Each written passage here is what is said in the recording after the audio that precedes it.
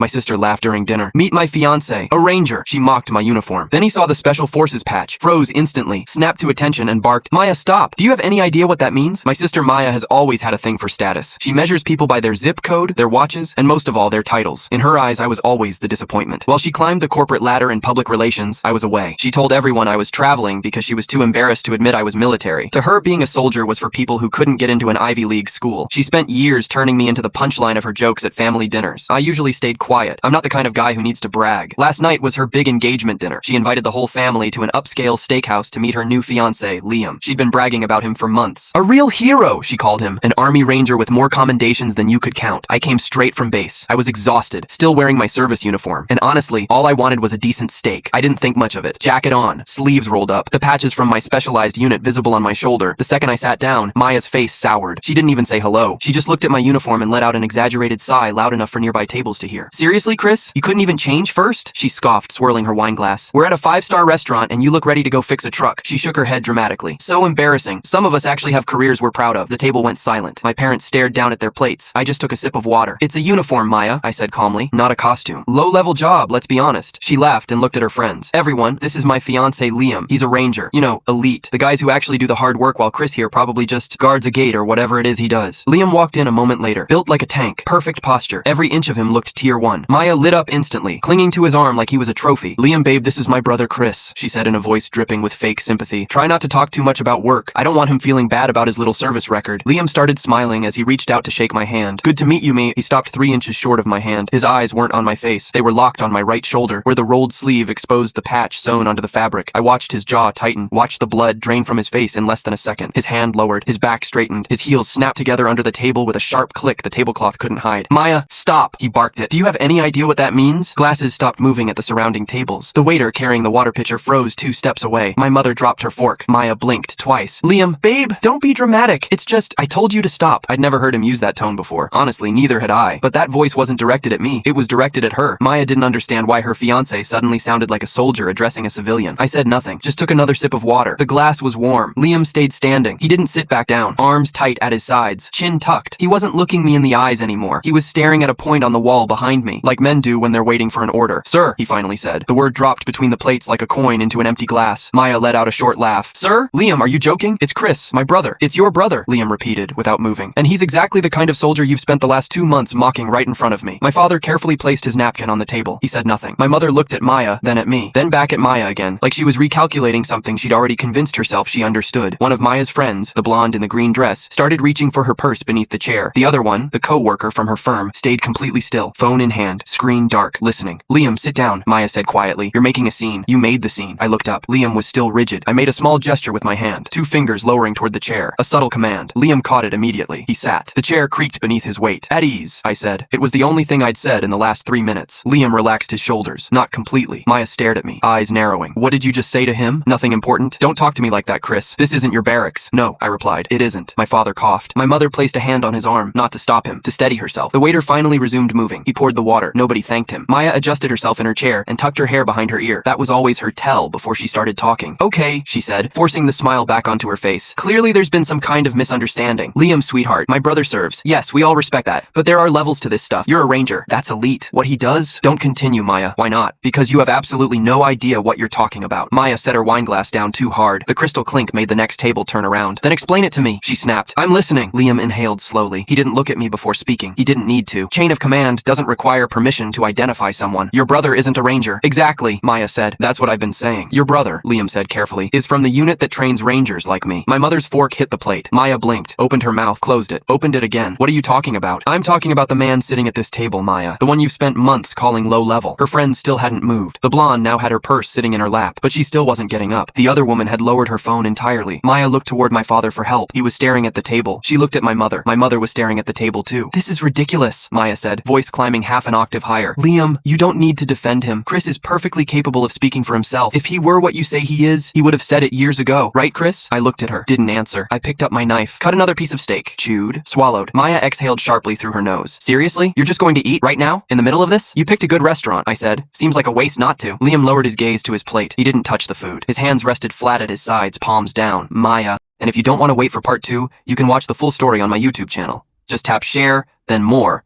and click the YouTube link here on my profile. or search for the channel Cooper Reddit on YouTube.